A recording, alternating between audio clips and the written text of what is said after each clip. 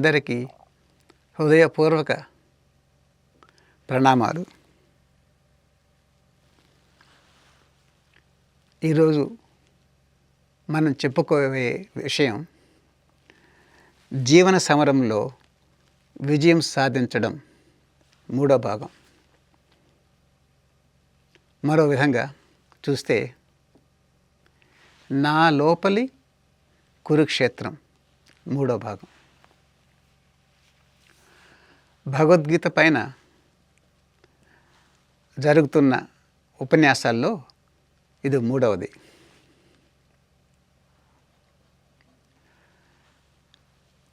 ఈ ఉపన్యాసాలు, ఈ పుస్తకం గాడ్ టాక్స్ విత్ అర్జున, భగవాన్ అర్జునుల సంవాదం మీద ఆధారపడి ఉంది. ఈ పుస్తకం గాడ్ టాక్స్ విత్ అర్జున రచించింది పరమహంస యోగానందులు.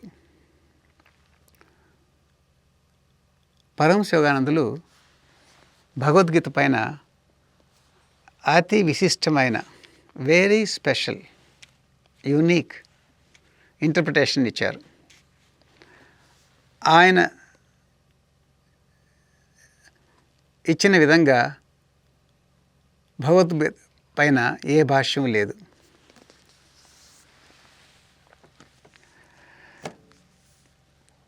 మూడవ ఉపన్యాసం మొదలెట్టే ముందు మొదటి 2 ఉపన్యాసాల్లో ఏమి తెలుసుకున్నాం అనే విషయాన్ని క్లుప్తంగా గుర్తు చేసుకుందాం. మనందరికీ తెలుసు మహాభారత కథ. పాండవులు తమ సామ్రాజ్యాన్ని మాయాజూదంలో కోల్పోతారు. నియమానుసారం 12 సంవత్సరాలు అరణ్యవాసం, 1 సంవత్సరం అజ్ఞాతవాసం చేస్తారు. 13 సంవత్సరాల తర్వాత తమదైన సామ్రాజ్యాన్ని కోరుతారు. కానీ హస్తినాపురంలో కూర్చుని ఉన్న కౌరవులు ఇవ్వరు. వాళ్ళు ఒప్పుకోరు సామ్రాజ్యాన్ని ఇవ్వడానికి. గత్యంతరం లేక పాండవులు యుద్ధాన్ని ప్రకటిస్తారు తమ సామ్రాజ్యాన్ని తిరిగి పొందడానికి. కురుక్షేత్రంలో యుద్ధానికి తయారైన అప్పుడు అర్జునుడు ఎవరితో యుద్ధం చేయాలో చూసి నిరుత్సాహపడతాడు. బంధుమిత్రులతో పోరాడడం సమంజసం కాదు, ఈ సామ్రాజ్యం కోసం సామ్రాజ్యాన్ని వదిలేస్తాను, యుద్ధం చేయను అని కూలబెడతాడు. అప్పుడు కృష్ణ భగవానులు గీతోపదేశం చేస్తారు. ఆయనకి తిరిగి ఉత్సాహాన్ని ఇస్తారు. తన కర్తవ్యం చేయక తప్పదు అని చెప్పాడు. ఆ కురుక్షేత్రానికి నా జీవితానికి కొంత అవినావ సంబంధం ఉంది. నాలో దైవ సామ్రాజ్యం ఉంది. అహం బ్రహ్మాస్మి, భగవంతుడి యొక్క ఒక కిరణాన్ని నేను. కానీ మాయ అనే జూదంలో ఆ దైవ సామ్రాజ్యాన్ని కోల్పోయాను. మామూలు మనిషిగా జీవిస్తున్నాను. పాండవులకు 13 సంవత్సరాలే వాళ్ళ సామ్రాజ్యాన్ని నుంచి దూరంగా ఉండాల్సి వచ్చింది. కానీ నాకు 13 సంవత్సరాలు కాదు కదా, 13 జన్మలు కాదు కదా, ఎన్నో వేల జన్మలు నడుస్తూనే ఉన్నాయి. నా దైవ సామ్రాజ్యాన్ని కోల్పోని మామూలు మనిషిగా బతుకుతున్నాను. ఒక్కసారి ఆ జ్ఞానోదయం అయ్యాక నా అసలైన సామ్రాజ్యం లోపల ఉంది. నేను భగవంతుడికి అతి ప్రియమైన వ్యక్తిని. భగవంతుడు ఒక భాగమే నేను. కాబట్టి ఆ దైవ సామ్రాజ్యం నాకు కావాలి. ఆత్మ సాక్షాత్కారం కావాలి. సెల్ఫ్ రియలైజేషన్ నాకు కావాలి. అది నా సొత్తు అని తెలుసుకున్నప్పుడు అది రాదు. ఎందుకంటే పాండవులు తమదైన సామ్రాజ్యాన్ని కోరుకున్నప్పుడు కౌరవులు వద్దంటారు, ఎవరు. అదేవిధంగా నా దైవ సామ్రాజ్యాన్ని నేను కావాలనుకున్నప్పుడు కూడా అది నాది, కానీ నాలో కూర్చుని ఉన్న కౌరవులు నా సామ్రాజ్యాన్ని నాకు ఇవ్వరు. ఎవరి కౌరవులు? అహంకారం, అలవాట్లు, కోపం, ప్రాపంచిక వాంఛ, గర్వం, అసూయ, ఇవన్నీ నాలో ఉన్నాయి కొద్దో గొప్ప. ఈ చెడ్డ గుణాలు ఉన్నంత కాలం నా దైవ సామ్రాజ్యాన్ని నేను చవి చూడలేను. కాబట్టి నేను కూడా ఒక యుద్ధాన్ని ప్రకటించాలి నాలో ఉన్న చెడ్డ గుణాలని తొలగించడానికి. అంటే నాలోనే కురుక్షేత్రం జరుగుతుంది. ఎందుకంటే నాలో ఉండేది కేవలం చెడ్డ గుణాలే కాదు, కోపం, అహం, గర్వం, అసూయ లాంటి చెడ్డ గుణాలే కాదు, నాలో కొంచెం మంచి గుణాలు కూడా ఉన్నాయి. అవే పాండవులు. ఆత్మ నిగ్రహం, ప్రాణాయామం, యమ నియమం, భక్తి, ఇవన్నీ నాలో ఉన్న పాండవులు.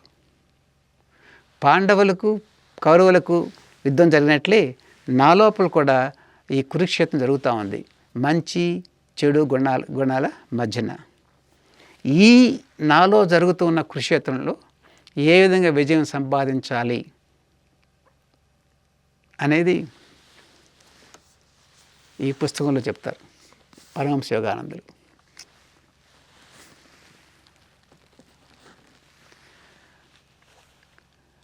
మొదటి శ్లోకంలో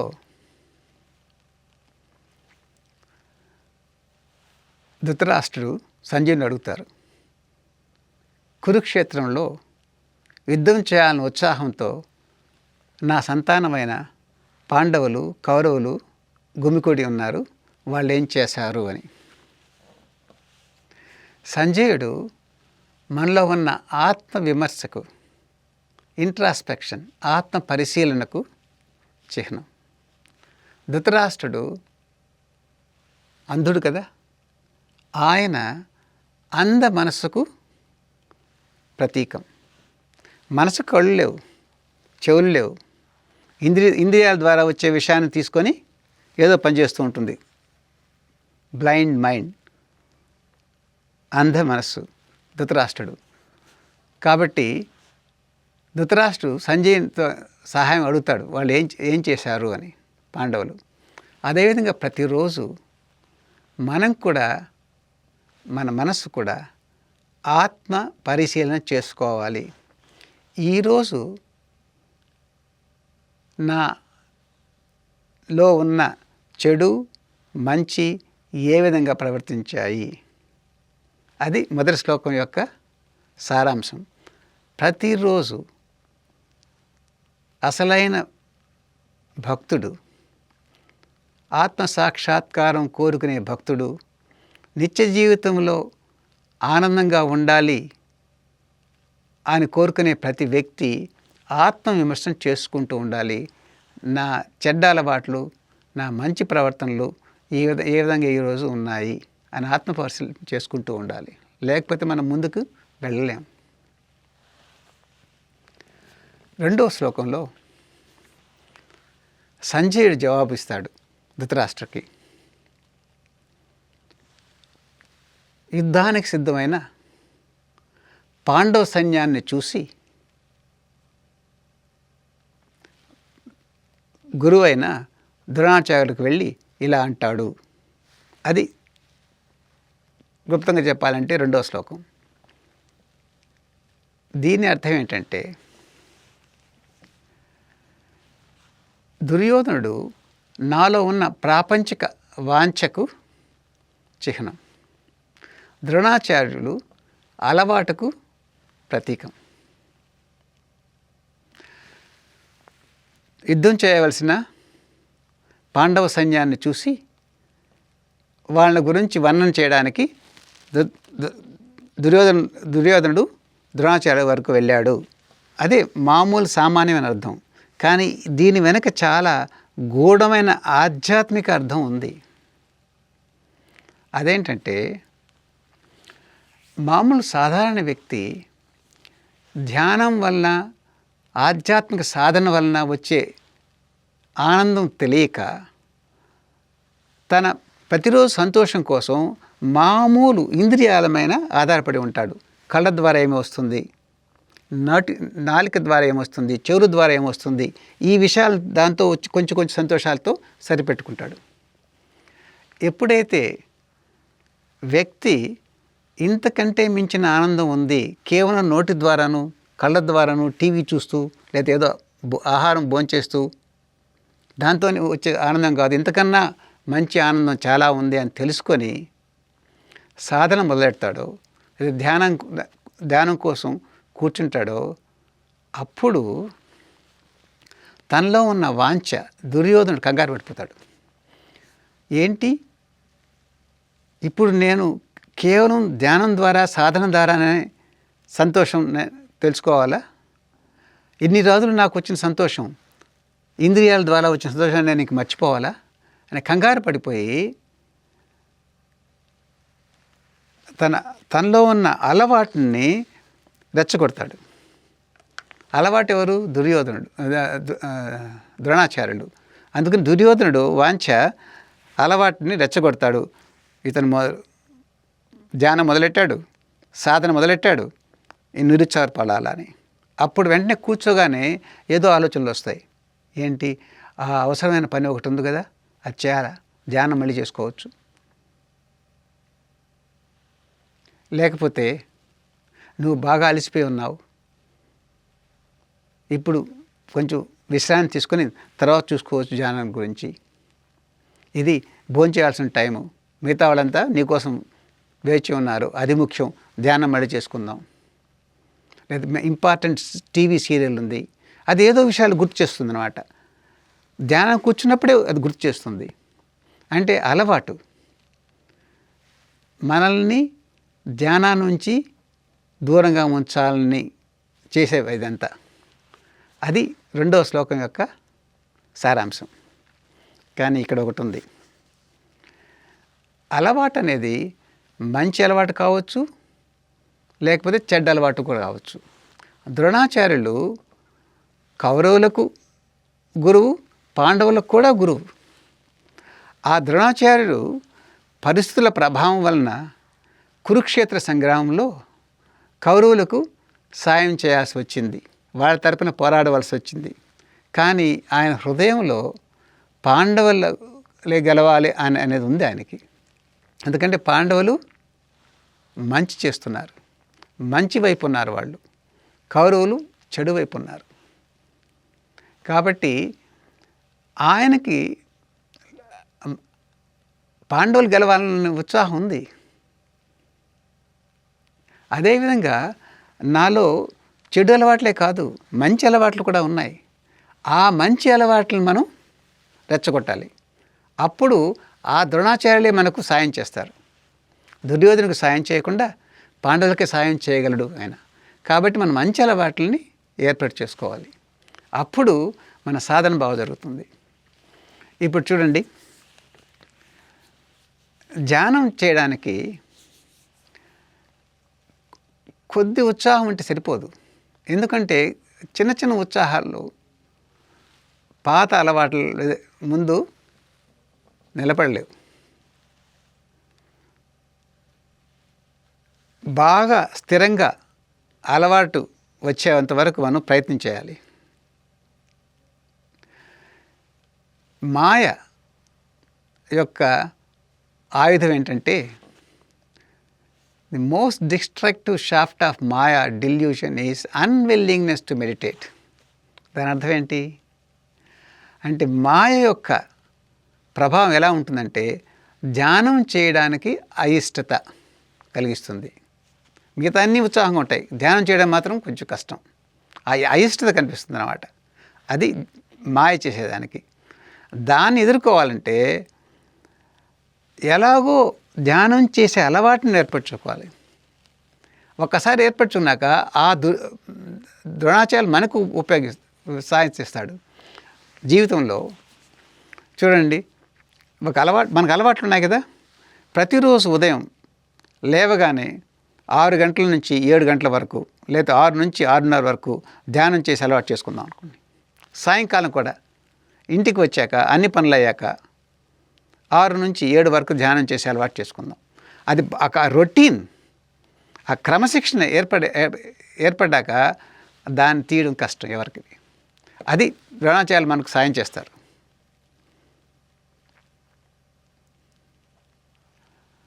ఇప్పుడు నాకు 40 ఏళ్ల క్రితం మా స్నేహితుడు ఒక చిన్న సలహా ఇచ్చాడు. ఆయన ఆధ్యాత్మిక జీవితంలో ఉన్నారు, నాకంటే సీనియర్ ఆయన. ఆయన చెప్పాడంటే, ధ్యానం చేద్దామా లేదా అని ఎప్పుడు ఆలోచించుకు, కూర్చొని ధ్యానం చేసి. ఎప్పుడైనా ఈరోజు ధ్యానం చేద్దామా అనుకుంటే వెంటనే చాలా కారణాలు వస్తాయి ధ్యానం చేయకూడదని. ఆ పని ఉంది, ఈ పని ఉంది, నువ్వు బాగా అలసిపోయి ఉన్నావు, అది ఇది ఏదో ఒక. ఇప్పుడు భోజనాన్ని నేను ఆలోచించను, ఈరోజు భోంచేద్దామా లేదా అని ఆలోచించను, ఈరోజు నిద్రపోదామా లేదా అని నేను ఆలోచించను. కానీ ధ్యానం అన్నప్పుడు మాత్రం ఆలోచిస్తాను, ధ్యానం చేద్దామా వద్దా. అలా ఎప్పుడు ఆలోచించుకో, కూర్చొని ధ్యానం చేసి. ఆరైపోయింది కూర్చోండి. అలా ఒకసారి అలవాటయ్యాక ఏమవుద్దంటే 6 నుంచి 6:30 వరకు చేసే అలవాటు ఉందనుకోండి, అప్పుడు మీరు టీవీ ముందు కూర్చున్నా కానీ మనసు పీకుతుంది.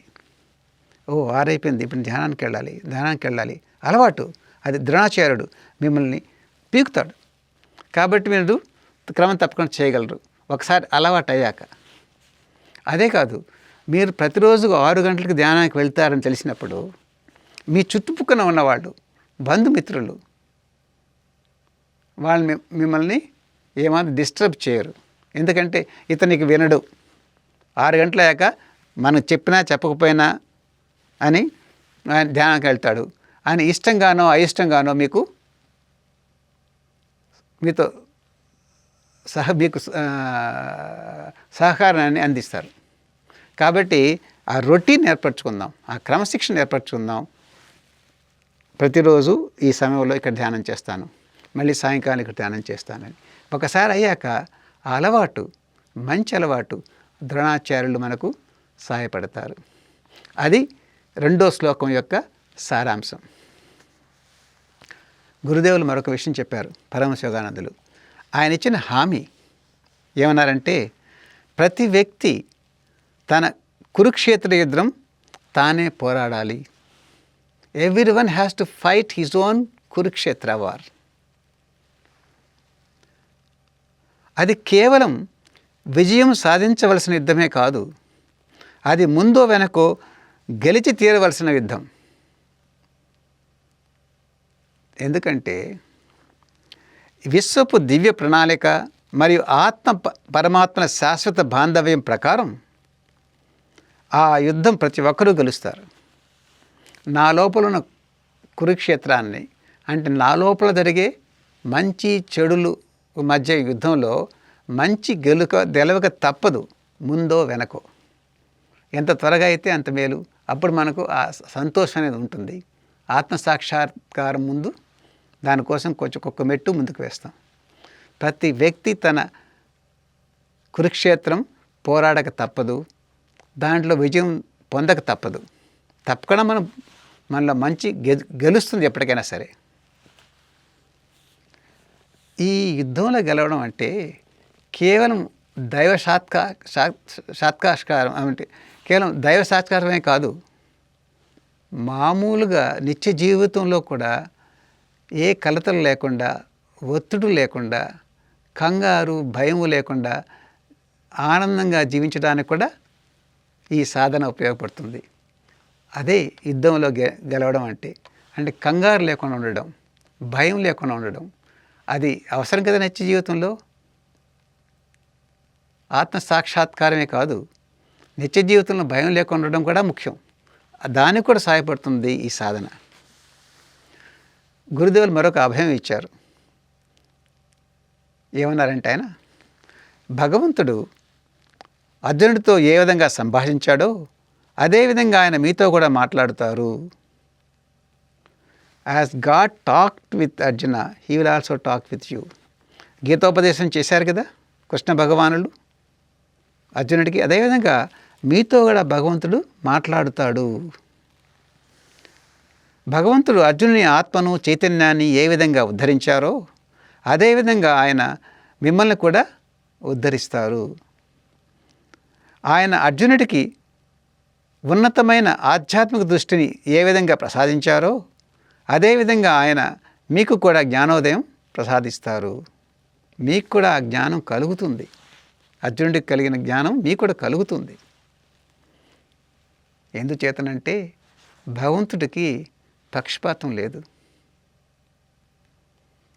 భగవంతుడు అర్జునుడికి జ్ఞానం ఇచ్చారంటే నీకు ఇవ్వాలి, నాకు ఇవ్వాలి. ఎందుకంటే భగవంతుడికి ఆ పక్షపాతం లేదు. అందరూ సమానమే. మనం సాధన చేయాలి, కోరుకోవాలి. ఆ జ్ఞానం కోసం, ఆ ఆనందం కోసం తప్పకుండా మనకు ప్రసాదిస్తారు. అది గురుదేవులు ఇచ్చిన హామీ, అభయం. ఇప్పుడు 3వ శ్లోకం తీసుకుందాం. నేను ఆ శ్లోకం గురించి మాట్లాడే ముందు స్వామి వాసుదేవానందని కోరుతాను. ఆ శ్లోకాన్ని 2 సార్లు పాడమని. శ్లోకం విందాం.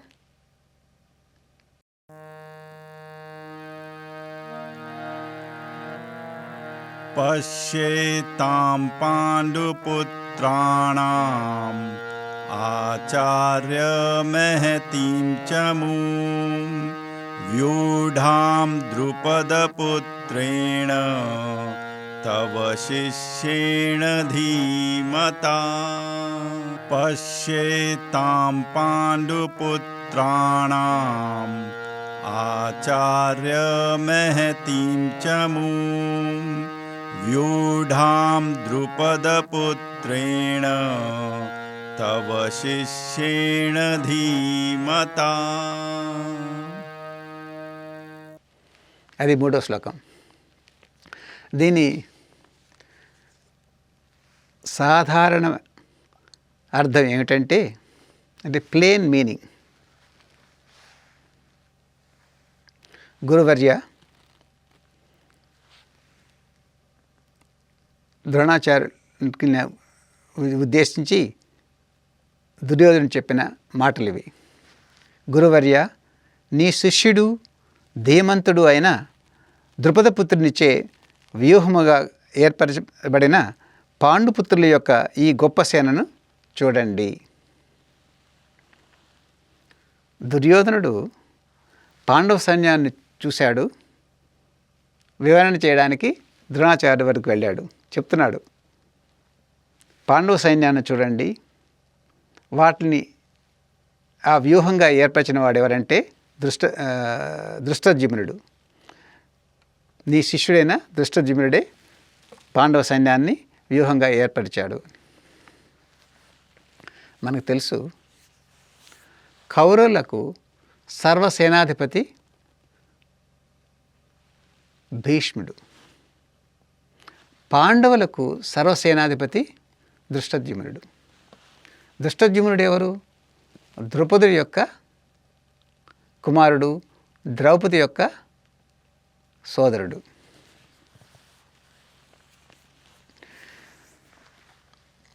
ఇది మామూలుగా ప్లేన్ మీనింగ్, సాధారణమైన సామాన్యమైన అర్థం. దీని అసలు అర్థం ఏంటంటే, వెన్నెముకలో చక్రాలు ఉన్నాయి కదా, మూలాధారం నుంచి స్వాధిష్టాన, అనాహత, ఇక్కడ వరకు ఆగ్నేయచక్రం వరకు చక్రాలు ఉన్నాయి. ఈ చక్రాల్లో చాలా మంచి శక్తులు ఉన్నాయి. ఈ చక్రాల్లో ఈ శక్తులని వ్యూహంగా ఏర్పరిచి సాధన చేయడానికి సిద్ధంగా ఉండాలని దృష్టద్యుమ్నుడు నాయకత్వం వహించాడు అనేది దీనికి లోతైన ఆధ్యాత్మిక అర్థం. దుర్యోధనుడు ప్రాపంచ వాంఛకు ఎలా చిహ్నంగా, దృష్టద్యుమ్నుడు ఆంతరిక ప్రశాంత కాంతికి ప్రతీకం. దీన్ని అర్థం చేసుకోవడానికి కొంత సమయం పట్టచ్చు. కౌరవుల్లో భీష్మ ద్రోణులు అతి శక్తివంతులు. వాళ్ళని జయించడం సులభం కాదు. భీష్ముడు అహంకు చిహ్నం, ద్రోణాచార్యులు అలవాటుకు చిహ్నం. మనందరికీ తెలుసు అలవాటుని జయించడం అతి సులభం కాదు. 2 రోజులు 3 రోజులు మనం జయించవచ్చు, మళ్ళీ వస్తాయి. అదే అలవాటు మళ్ళీ వస్తుంది, మనల్ని తిరుగుబాటు చేస్తుంది, తిరుగు దెబ్బ కొడుతుంది. అలవాటును కేవలం నా తెలివితేటలతో జయించలేను. అంతేకాదు, అలవాటును నా ఇచ్ఛాశక్తితో కూడా సులభంగా నేను జయించలేను, విల్ పవర్తో కూడా చేయలేను. దానికి కావాల్సింది ఆ ప్రశాంత ఆంతరిక కాంతి, సహజావబోధన వల్ల వచ్చే ఆ లైట్, ఆ కాంతి ద్వారానే మనం అవగాహన ఉండాలి. పూర్తిగా లోపల ఉండాలి అవగాహన, ప్రశాంత ఆంతరిక కాంతి. దాంతోనే మనం మన అలవాటుని పూర్తిగా తొలగించగలం. ఇప్పుడు కథలోకి వెళ్తాం. మహాభారతంలో ద్రోణాచార్యుని చంపింది ఎవరు? దృష్టద్యుమ్నుడు. దృష్టద్యుమ్నుడు దానికోసమే జన్మించాడు, ద్రోణాచార్యుని సంహరించాడు చివరికి. దృష్టద్యుమ్నుడు ఎవరు? ద్రుపదుడి యొక్క కుమారుడు. ద్రుపదుడు వైరాగ్యానికి చిహ్నం. వైరాగ్యం అంటే మామూలుగా వచ్చే అనాసక్తి కాదు. అంటే ప్రాపంచిక విషయాల మీద పెద్ద ఉత్సాహం లేదు, అది వైరాగ్యం కాదు, అసలైన వైరాగ్యం కాదు. అంటే మనకు నచ్చని విషయాల పట్ల వైరాగ్యం, అది కాదు. లేదా మనకు అందుబాటులోని విషయాల పట్ల వైరాగ్యం, అది కాదు. ఈ వైరాగ్యం ఏంటంటే ద్రుపదుడు సూచించిన వైరాగ్యం ఎలా ఉంటుందంటే ఆధ్యాత్మిక ఉత్సాహం వలన, దివ్యమైన భక్తి వలన వచ్చే వైరాగ్యం. ఈ ప్రాపంచిక విషయాలపైన అనాసక్తి, వైరాగ్యం ఎందుకు వస్తుందంటే ఆధ్యాత్మిక ఉత్సాహంతో, దివ్యమైన భక్తితో ఆ వచ్చే అనాసక్తి, అది అసలైన వైరాగ్యం. అలాంటి వైరాగ్యానికే పుడుతుంది ఈ ప్రశాంత ఆంతరిక కాంతి. ద్రుపదుడి యొక్క కుమారుడు దృష్టద్యుమ్నుడు. దైవ సాక్షాత్కార రూపమైన పరిశుద్ధమైన విచక్షణాయుతమైన సహజావబోధ కాంతి మాత్రమే ద్రోణుడిని అంటే అలవాటును చంపగలిగే శక్తి కలిగి ఉంటుంది. ఆ దృష్టద్యుమ్నుడే చివరికి ద్రోణాచార్యుని చంపగలరు, మరెవరు చంపలేరు. Pure discriminative light of intuition, pure discriminative light of intuition, అది లోపల ఉండే ఆ కాంతి.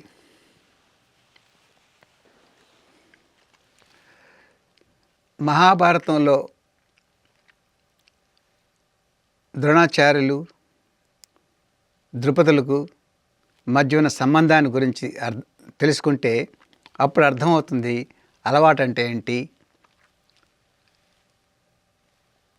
విరక్తి అంటే ఏంటి, అలవాటును జయించగలిగిన ఆ ఆంతరిక కాంతి ఏంటి అనేది తెలుస్తుంది. మొదట్లో ద్రుపదుడు ద్రోణాచార్యులు స్నేహితులు, ఒకచోటే ఉండి వాళ్ళు చదువుకున్నారు.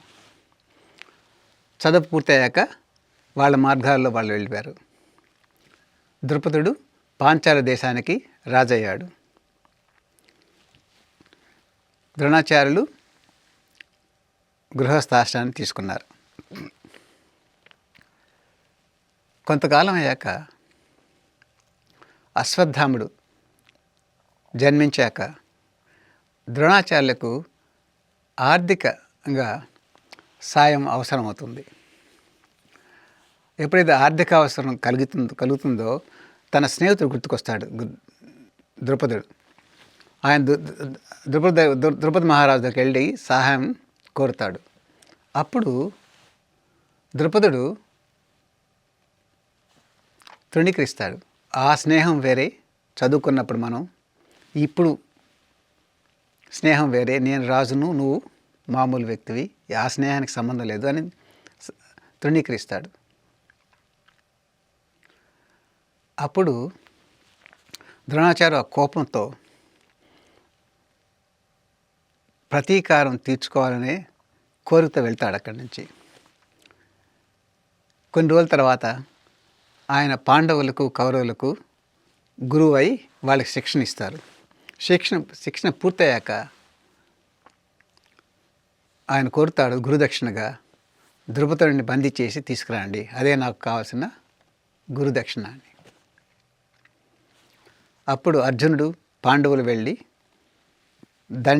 దండెత్తి ద్రుపదుడి పైన ద్రుపదుని బందీగా తీసుకొని ద్రోణాచార్యకి సమర్పిస్తారు. అప్పుడు చాలా పరాభవం జరుగుతుంది కదా. ద్రుపదుడికి బందీ అయి తన స్నేహితుల ముందే మోకరిల్లాల్సి వస్తుంది. మన జీవితంలో సాధన మొదలైనప్పుడు మన అలవాట్లు కూడా సాయపడతాయి. మొదట్లో అంటే ప్రాపంచిక విషయాల మీద పెద్ద ఉత్సాహం లేకుండా ఆధ్యాత్మిక విషయాల మీద ఉత్సాహంతో సాధన మొదలైనప్పుడు, ధ్యానం మొదలు పెట్టినప్పుడు మన అలవాట్లు కూడా దానికి సాయం చేయడానికి ప్రయత్నిస్తాయి. అంటే ద్రుపదుడు, ద్రోణాచార్యులు కలిసి ఉంటారు. కొంతకాలం అయ్యాక దానిలో ఉన్న అలవాట్లు, చెడ్డ అలవాట్లు ముఖ్యంగా పైకి వచ్చి ఈ ధ్యానం ఇంక చేయలేను, సాధన ఇలా జరగదు, అదేదో ఆరంభ సూరత్వం అంటారు కదా, ఇనిషియల్ ఎంతూజియాజం, మొదట్లో ఏదో ఉండింది, ఇప్పుడు నాకు ఉత్సాహం, నేను చేయలేను అని వదిలేస్తారు. చాలామంది ధ్యానం వదిలేస్తారు. మొదట్లో బాగానే చేస్తారు కొన్ని రోజులు, తర్వాత వదిలేస్తారు ఉత్సాహం లేకుండా. అదే ఆరంభ సూరత్వం, ఇనిషియల్ ఎంతూజియాజం వదిలేస్తారు. అంటే ద్రుపదుడు ద్రోణాచార్యుని తృణీకరిస్తారు కదా సహాయానికి వెళ్ళినప్పుడు పాంచాల దేశానికి. అదనమాట ఇక్కడ అలవాటు, అనాసక్తి రెండు వేరైపోతాయి. కానీ సాధకుడు చేస్తూ ఉన్నప్పుడు, అంటే కొంచెం అలవాటు సహకరించకపోయినా సరే ఎలాగో మనసు చేసుకొని చేస్తూ ఉన్నప్పుడు కొన్ని రోజు జరుగుతుంది. ఆ తర్వాత అలవాటు అనేది తిరుగుబాటు చేస్తుంది. అప్పుడు తిరుగుబాటు చేసినప్పుడు అప్పుడు ఏమవుతుంది? యుద్ధమే కదా. అదనమాట. అప్పుడు అలవాటు అనేది ఈ సాధన చేయాలన్న ఉత్సాహాన్ని పూర్తిగా బందీ చేసుకుంటుంది అన్నమాట. బందీగా ద్రోణాచార్యుడు ద్రుపదుడిని బందీగా చేసుకున్నాడు కదా. ఆ విధంగా అలవాటు అనేది ఈ ధ్యానం చేయాలన్న, సాధన చేయాల అన్న ఆ ఉత్సాహాన్ని బందీగా చేసుకుంటుంది. ద్రుపదుడు బందీ అయిన తర్వాత, అతను వదిలేసిన తర్వాత ఊరుకున్నాడా? లేదు. ఈ ద్రోణాచార్యుని నేను చంపాలి, నేనుగా చంపలేను, అతడు చాలా శక్తివంతుడు అని యజ్ఞం మొదలెడతాడు. ఏ ఉద్దేశం మొదలెట్టాడు? ఒక పుత్రుడి కోసం. ఏ పుత్రుడైతే ఇతన్ని చంపగలడో అని యజ్ఞం చేస్తే ఆ యజ్ఞ ఫలితంగా అగ్నిలో నుంచి దృష్టజిమ్ముడు వస్తాడు. తర్వాత ద్రౌపది కూడా వస్తుంది. ఆ దృష్టజిమ్ముడు ఎందుకు వచ్చాడంటే కేవలం ద్రోణాచార్యుని చంపడానికి. ఆ చివరికి అదే జరుగుతుంది కూడా. అదేవిధంగా మనం కూడా ఆ అలవాట్ల వల్ల మన ధ్యానం, సాధన కొంచెం కుంటుపడినా మనం వదలకూడదు. ఆ తపస్సు చేయాలి.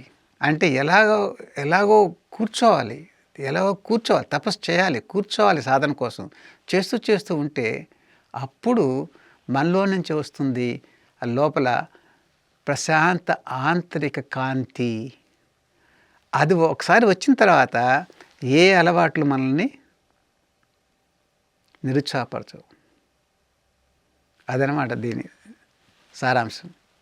ప్రతి ఒక్కరికి ఆ శక్తి సామర్థ్యాలు ఉన్నాయి. మొదట్లో అలవాట్ల వల్ల కొంచెం కుంటుపడవచ్చు మన సాధన. కానీ చేస్తూ ఉంటే మనలోనే ఆత్మిక ప్రశాంత ఆంతరిక కాంతి అనేది వస్తుంది. ఆ కాంతితో తర్వాత ఎలాంటి అలవాట్లు మనల్ని దిగజారవు. వాటి వల్ల మనం వెనక్కి వెళ్ళం. అదనమాట మనం చేయాల్సింది. ఈ కథ గుర్తుంచుకోవాలి. ద్రుపదుడు తన పరాభవాన్ని తేలిక తీసుకోకుండా యజ్ఞం చేసి దుష్టజిమ్ముడు జన్మించే వరకు యజ్ఞం చేసి ఆ దుష్టజిమ్ముడు బయటికి వచ్చిన తర్వాతనే ఆయన యజ్ఞాన్ని మానాడు. అదేవిధంగా మనం సాధన మానకూడదు. చేస్తూ ఉంటే తప్పకుండా ఆ ప్రశాంత ఆంతరిక కాంతి వస్తుంది.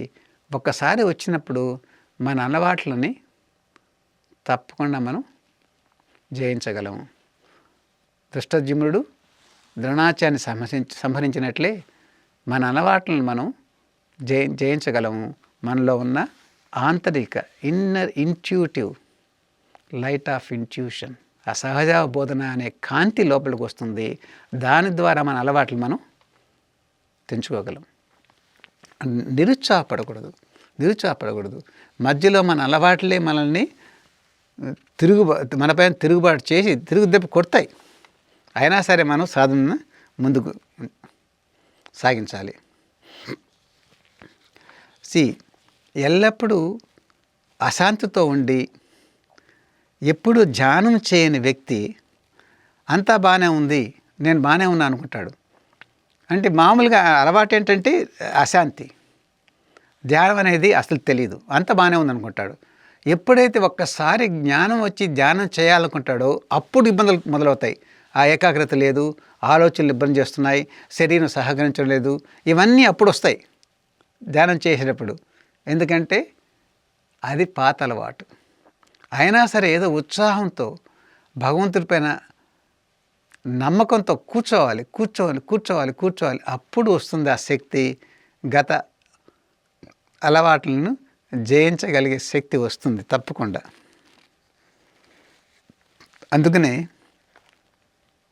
మన పూర్వీకులు చెప్తారు, సాధువులు చెప్తారు,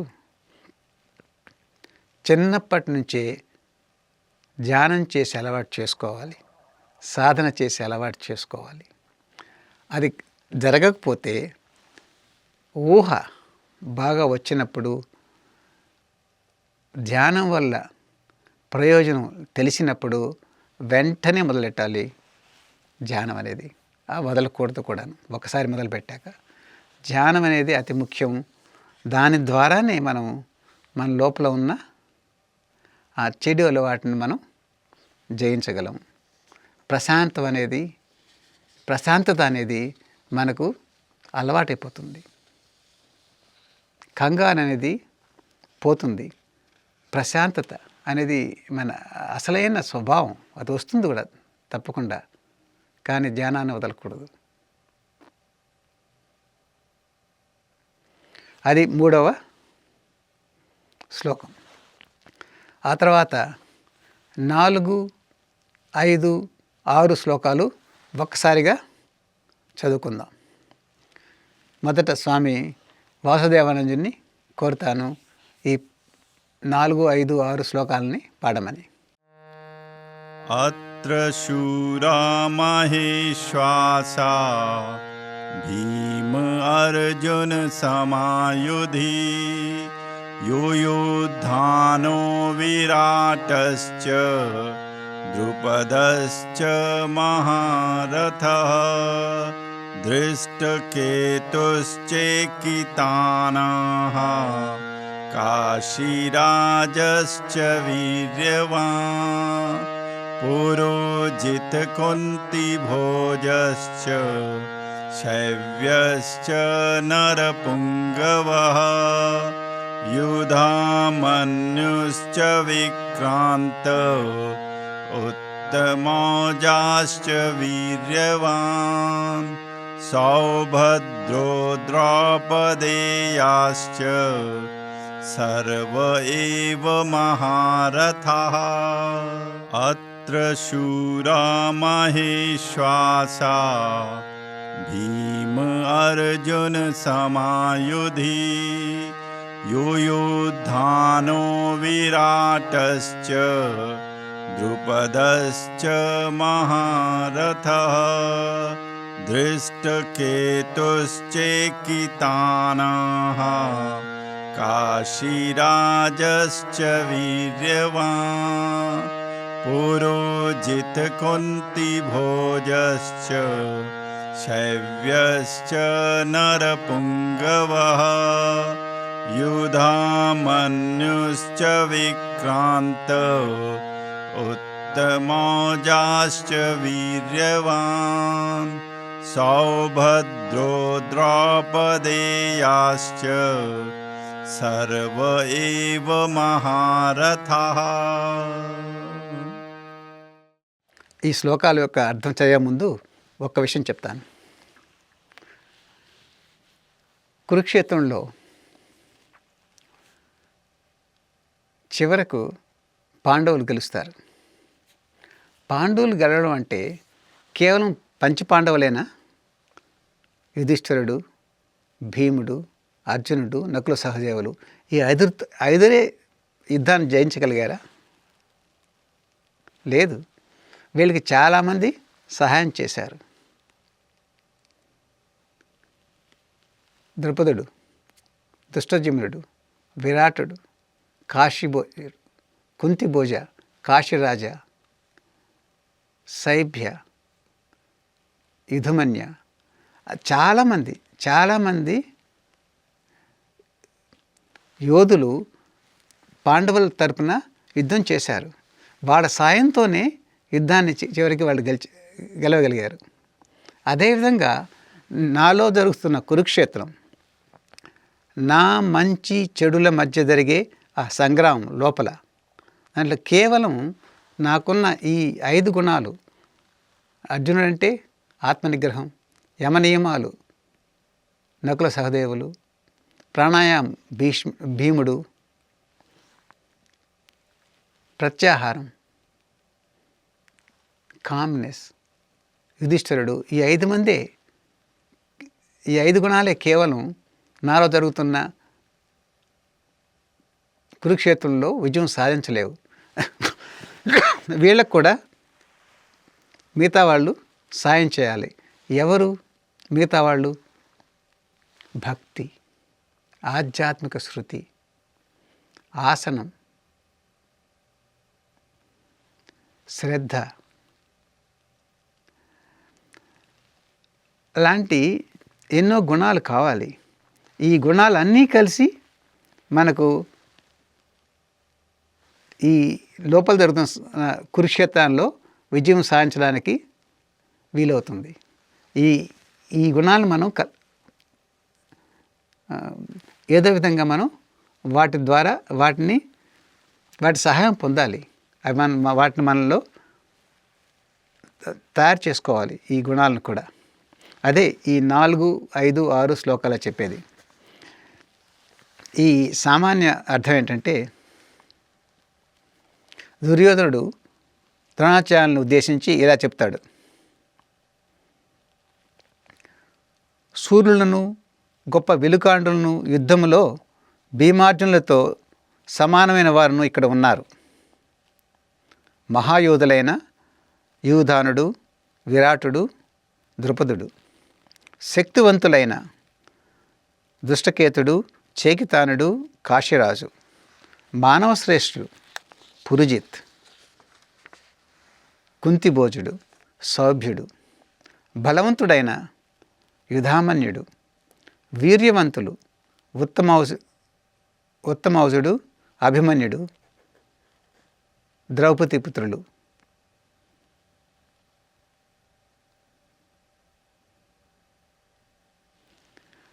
వీళ్ళంతా ఉన్నారు. అని దుర్యోధనుడు ద్రోణాచార్యులకు చెప్తాడు. ఆధ్యాత్మిక అర్థం ఏంటంటే గురుదేవులు చెప్పినట్టుగా ఈ వెన్నెముకలో వివిధ చక్రాల్లో ఉన్నారు యోధులు. వాళ్ళెవరు?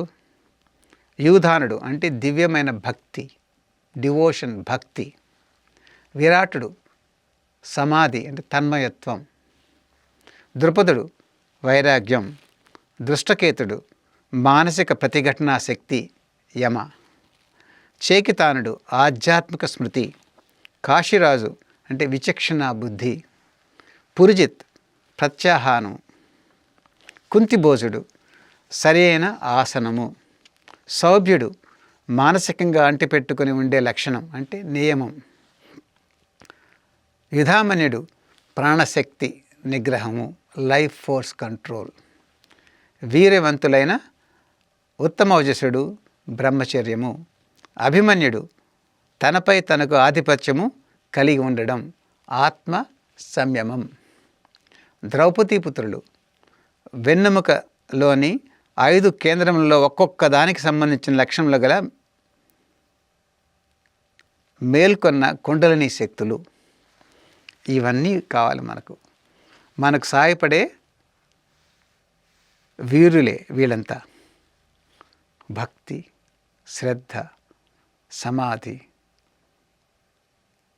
వైరాగ్యం, యమ, నియమ, ప్రాణాయామ, ఇవన్నీ మనకు ఉపయోగపడే శక్తులు, అలవాట్లు.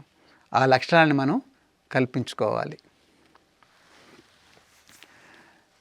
ఇది ఒక్కొక్క దాని గురించి మాట్లాడుకుందాం. ఒక్కొక్క లక్షణం ఎందుకు అవసరమో, అది మనకి ఏ విధంగా సహాయపడుతుందో అనేది తెలుసుకుందాం. మొదటిది యూధానుడు. యూధానుడు దివ్య భక్తికి చిహ్నం అంటే శ్రద్ధ. ఈ భక్తి ఎలా ఉంటుందంటే సందేహము యొక్క సైన్యంతో పోరాడుతుంది. ఈ శక్తులు భక్తుని నిరుత్సాహపరిచి వెనక్కు లాగే ప్రయత్నం చేస్తుంటాయి. సందేహం అనేది అంటే డౌట్, సంశయం, అది భక్తుల్ని ఎప్పుడు వెనక్కి తీసుకురావడానికి, కిందకి గుంజడానికి ప్రయత్నిస్తుంటుంది అన్నమాట సందేహం అనేది. ఈ సందేహం అనేది 3 రకాలుగా ఉంటుంది. ముఖ్యంగా మొదటి సందేహం అంటే ఎవరికైనా భక్తుడికి ముఖ్యంగా మొదట్లో ఆధ్యాత్మిక జీవనంలో అడుగుపెట్టిన సమయంలో 3 రకాలుగా ఉంటాయి ఈ సందేహం అనేది. ఒకటి, భగవంతుడు ఉన్నాడా? భగవంతుడు ఉన్నాడా లేడా అనేది చాలామందికి ఉంటుంది మొదట్లో. అది మీకు నాకు లేదని చెప్పాలా, కాబట్టి మనం ఇక్కడ కూర్చోన్నాం. భగవంతుడు ఉన్నాడా అని అది ఆ సమస్య మనకు లేదు కాబట్టి దాన్ని వదిలేసి తర్వాత సందేహానికి వెళ్దాం. రెండో సందేహం అంటే ఎందుకంటే కొద్దో గొప్ప ధ్యానం చేస్తే అవగాహనకు వస్తుంది, ఉన్నాడు, లోపలే ఉన్నారు, భగవంతుడు అంటే ఎవరో కాదు, సచ్చిదానంద స్వరూపులు అనే అనుభవంకి వస్తుంది. కాబట్టి ఆ అనుభవం ద్వారా సందేహం పోతుంది. అనుభవం ద్వారా ఎవరో చెప్తే కాదు, మనకే అర్థమవుతుంది భగవంతుడు ఉన్నారు. అది సాధన యొక్క ఫలితం, ధ్యానం యొక్క ఫలితం. రెండో సందేహం ఏంటంటే ఈ మార్గం భగవంతుడి దగ్గరికి తీసుకెళ్తుందా? Does this path lead me to God? అంటే మనం చాలా మార్గాలు చూస్తాం కదా భగవంతుడి దగ్గరికి వెళ్ళడానికి. ఆధ్యాత్మిక ఎన్నో రకాల మార్గాలు ఉన్నాయి. అంటే నేను ఎంచుకోబోతున్న ఈ మార్గం అనేది రెండోది అనమాట. దీన్ని ఏ విధంగా మనం తగ్గించుకోగలం? ఈ మార్గంలో నడిచి చాలా ముందుకు వెళ్ళిన వాళ్ళని చాలామంది చూస్తుంటాం కదా. తద్వారా మన సందేహం కొంతవరకు తొలగిపోతుంది.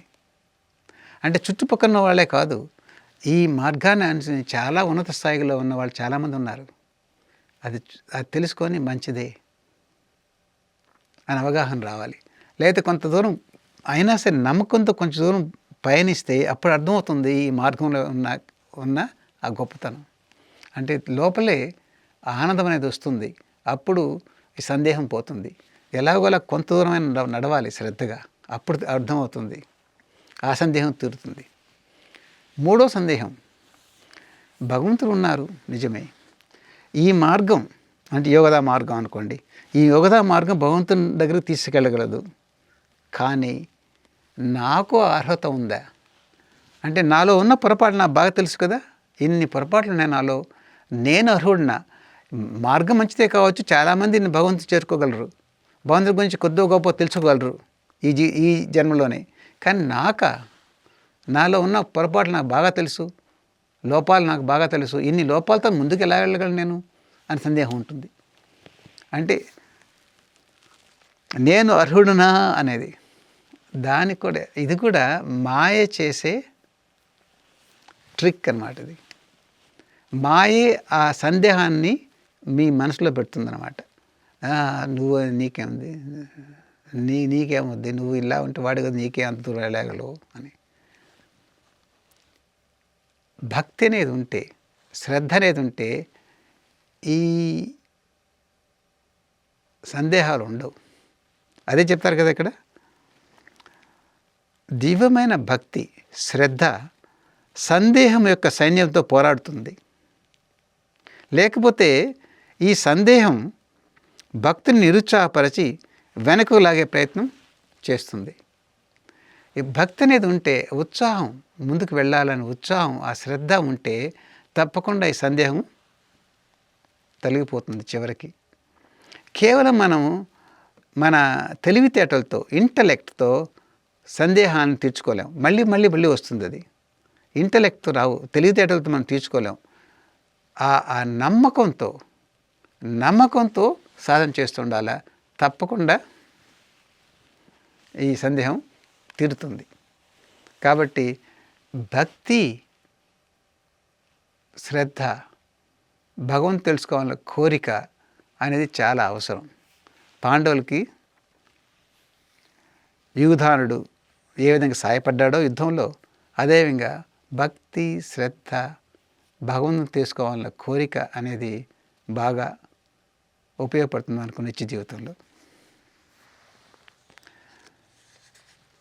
మరొక వీరుడు, పాండవులకు సాయం చేసిన వీరుడు చేకితానుడు. ఆధ్యాత్మిక జ్ఞాపకం, స్మృతి అంటాం కదా, ఆధ్యాత్మిక స్మృతి చేకితానుడు దాన్ని రిప్రజెంట్ చేస్తాడు. ఏ ప్రాపంచిక మాయ మానవుడు భగవంతుని మర్చిపోయేలా చేసి తాను శరీరబద్ధుడైన సాధారణ మనిషి అని భావించుకునేలా చేస్తుందో, ఆ మాయను ఎదిరించి పోరాడడానికి సిద్ధంగా ఉంటుంది.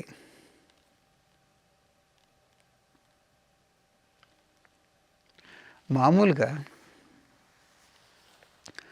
ఆ జ్ఞాపకం ఉండదు. భగవంతుల్లోని ఒక భాగమే నేను, అహం బ్రహ్మాస్మి, భగవంతుడి యొక్క ఆ కాంతి నాలో ఉంది అనేది, కాంతి కిరణం ఉంది అనేది ఎప్పుడు గుర్తుండదు. ఇప్పుడు ఉదాహరణకి, హూ ఆర్ యూ అని ఎవరిని అడిగారు అనుకోండి, మీరెవరండి అని ఎవరిని అడిగితే జవాబు ఎలా ఉంటుంది? మీరెవరండి అంటే జవాబు ఎలా ఉంటుంది? నేను భారతీయుడును, నేను హిందువును, నేను గుజరాతీను, నేను ఇంజనీర్ని అని చెప్తారు. అదే కదా మామూలుగా ఇలాంటివి ఉంటాయి కదా. మీరెవరయ్యా అంటే నేను ఒక డాక్టర్నండి, లేదా నేను గుజరాతీనండి, నేను భారతీయునండి, నేను ఇలా చెప్తాం. నువ్వు ఎవరన్నప్పుడు అహం బ్రహ్మాస్మి, నేను భగవంతులో ఒక భాగమే, భగవంతుడి అంశనాలో ఉంది అని ఎప్పుడైనా చెప్తారా? అంటే గుర్తు లేదు ఆ విషయం మీకు. ఆధ్యాత్మిక స్మృతి లేదు. నేను ఎవరిని అడిగితే ఐఎమ్ ఎన్ ఇండియన్, నేను భారతీయుడిని అని అనుకుంటాను. కాబట్టి నేను అటాచ్మెంట్ ఉందన్నమాట. ఇప్పుడు ఇంగ్లాండ్కి ఇండియాకు మధ్య ఒక హాకీ మ్యాచ్ జరిగింది అనుకోండి, లేదా క్రికెట్ మ్యాచ్ జరిగింది. అప్పుడు ఇండియా ఓడిపోతే ఎప్పుడు నేను ఎంతో బాధపడతాను. ఎందుకంటే నేను నాకు ఇది కాదు, ఇది నేనే ఓడిపోయాను అని ఎంతో బాధపడతాను. ఎందుకంటే నేను ఇండియన్ని. అప్పుడు అనుకుంటే అహం బ్రహ్మాస్మి, నేను భగవంతునిలో ఒక భాగం. ఇక్కడ 2 టీంలు ఆడుతున్నాయి, ఇంగ్లాండ్, ఇండియా. 2 టీంలు ఆడుతున్నప్పుడు ఏదో ఒక టీము ఓడిపోక తప్పదు. ఈరోజు ఇలా ఓడిపోయింది, ఓకే అనుకోవచ్చు కదా. ఎప్పుడు ఎంతో బాధపడిపోవడం అంటే దీని అర్థం భారతదేశంలో ఉంటూ భారతీయుడిగా ఉండడం అనేది గర్వకారణంగాను, భారతదేశానికి అన్ని చోట్ల గెలుపు రావాలనుకోవడం పొరపాటు కాదు. ఉండాలి కూడాను. దేశం అన్ని విధాలా పైకెళ్ళాలి, అన్ని విధాలా రాణించాలి, అన్ని గేమ్స్లోనూ గెలవాలి అనుకోవడం మంచిది. కానీ ఎప్పుడైనా అది జరగకపోతే పూర్తిగా దిగజారిపోకుండా అప్పుడు అనుకోవాలి, నేను భగవంతుడిలో ఒక భాగం. భగవంతుడి యొక్క 2 టీంలు ఆడుతున్నాయి, ఒక టీం గెలుస్తుంది, ఒక టీం ఓడిపోతుంది అని గుర్తుంచుకోవాలి. నేను వీటికంటే అతీతం. మంచిదే గెలిచినప్పుడు, గెలవకపోయినా పర్వాలేదు అన్న అర్థం రావాలి. ఇది చిన్న ఉదాహరణ. మామూలుగా జీవితంలో ఏం జరిగినా కానీ నాకైంది, ఇదైంది, నా కంపెనీకి ఇలా అయింది, నా కుటుంబానికి ఇలా అయింది, నేను దీంతోనే పడిపోతాం. అది కాకుండా అహం బ్రహ్మాస్మి, నేను భగవంతుల్లో ఒక భాగం అన్నప్పుడు ఏమి జరిగినా కానీ తక్కువగా, ఆ బాధనే కొంచెం తక్కువగా ఉంటుంది.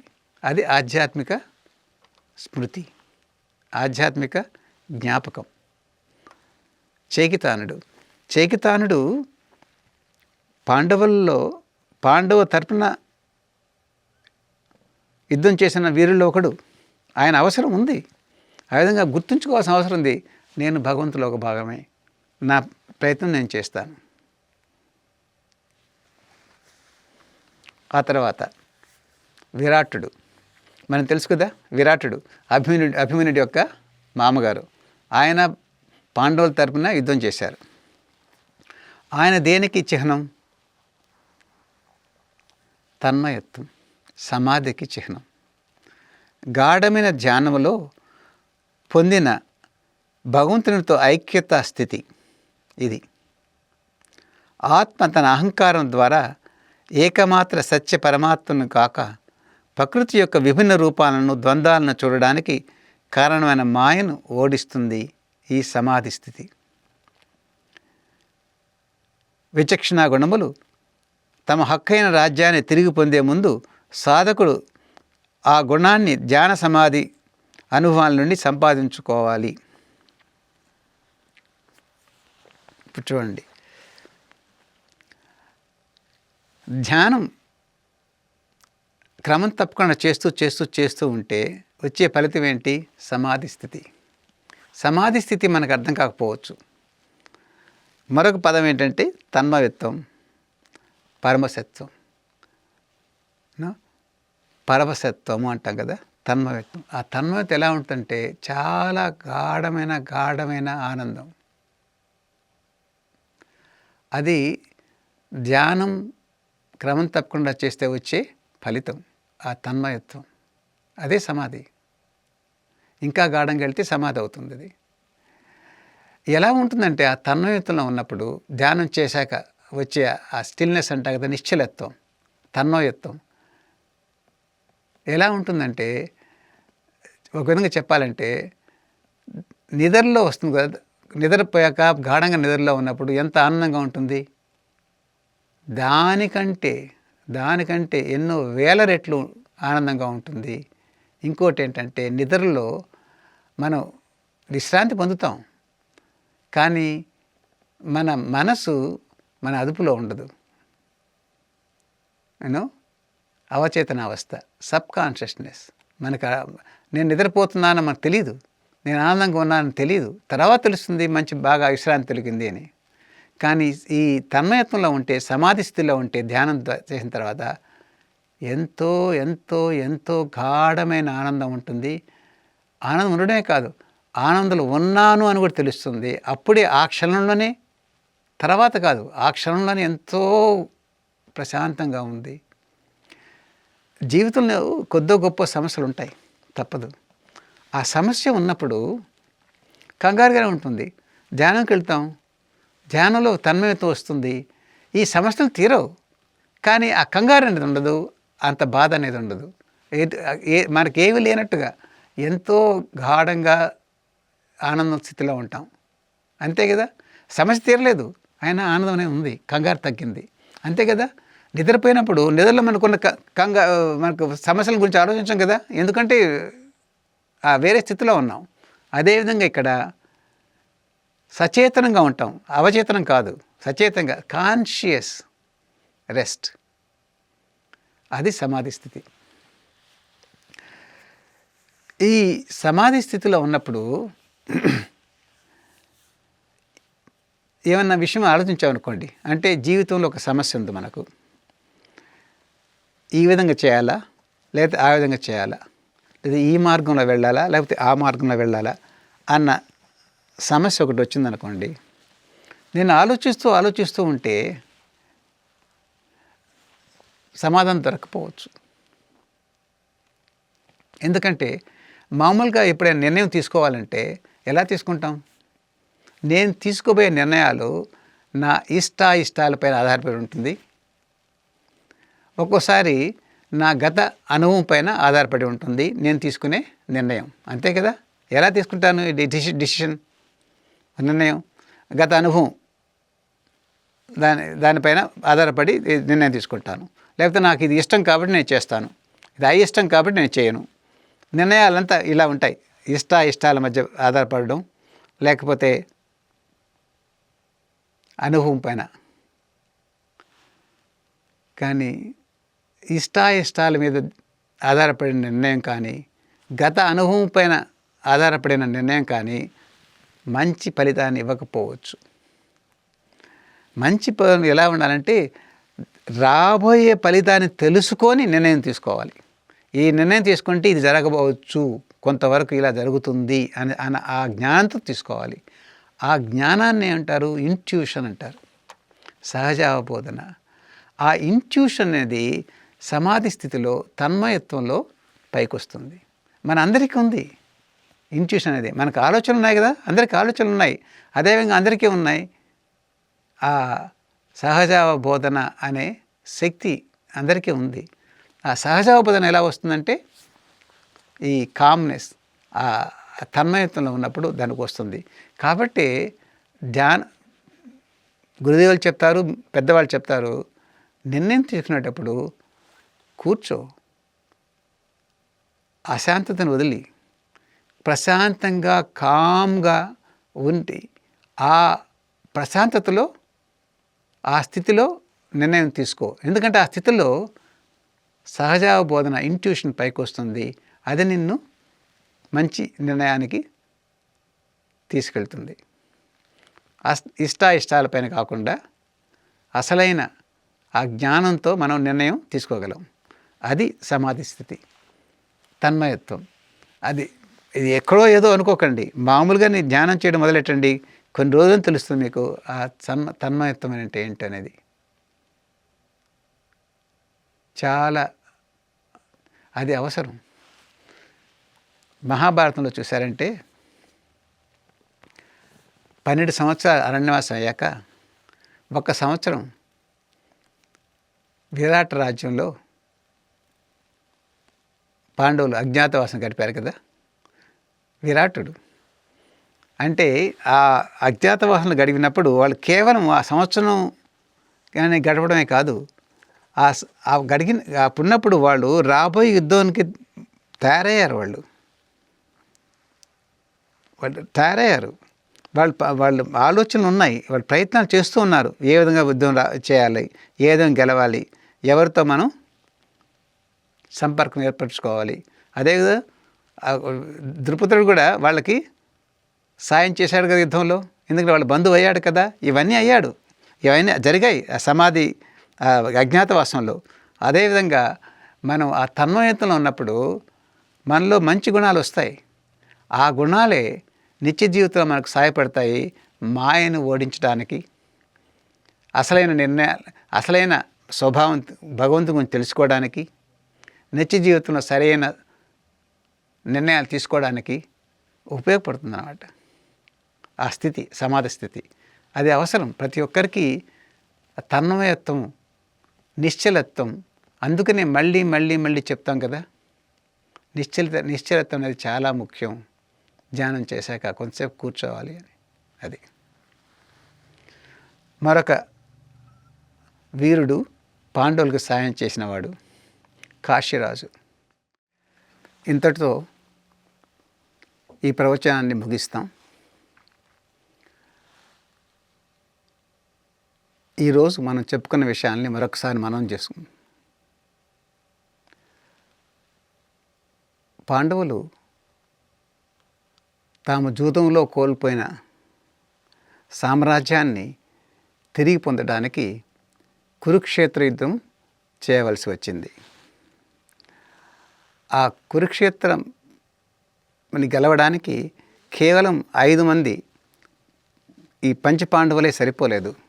వాళ్ళకి చాలామంది వీరులు సహాయపడ్డారు యుద్ధంలో. అదేవిధంగా నేను కోల్పోయిన దైవ సామ్రాజ్యాన్ని పొందడానికి తిరిగి నేను నా లోపల కురుక్షేత్ర సంగ్రామం చేయవలసి వస్తుంది. ఈ కురుక్షేత్రాన్ని కేవలం ధ్యానం, ఆత్మనిగ్రహం, యమానియములతో మాత్రమే జయించలేను. ఈ నా లోపల జరుగుతున్న ఈ కురుక్షేత్రాన్ని జయించాలంటే నాకు నా ధ్యానంతో పాటు మిగతా కొన్ని గుణాలు అలవపరుచుకోవాలి. ఏంటి ఈ గుణాలు? పాండవులకు సహాయం చేసిన యుద్ధవీరులు ఎవరు? యుధానుడు, చైకితానుడు, విరాటుడు, కుంతిభోజ, కాశీరాజా అలాంటి వాళ్ళు. అదేవిధంగా నాకు కావలసిన గుణాలేంటి? నిత్య జీవితంలో జరుగుతున్న ఈ సమరంలో విజయం సాధించాలంటే భక్తి, ఆధ్యాత్మిక స్మృతి, తన్మయత్వం అంటే సమాధి స్థితి, ఇలాంటి గుణాలను నేను అలవపరుచుకోవాలి. ఇంతవరకు ఈరోజు చెప్పుకున్నాం. కానీ ఈ 3 గుణాలే కాదు మనకు కావాల్సింది, ఇంకా కావాలి. వాటిని గురించి తరువాతి ప్రవచనంలో తెలుసుకుందాం. అప్పటి వరకు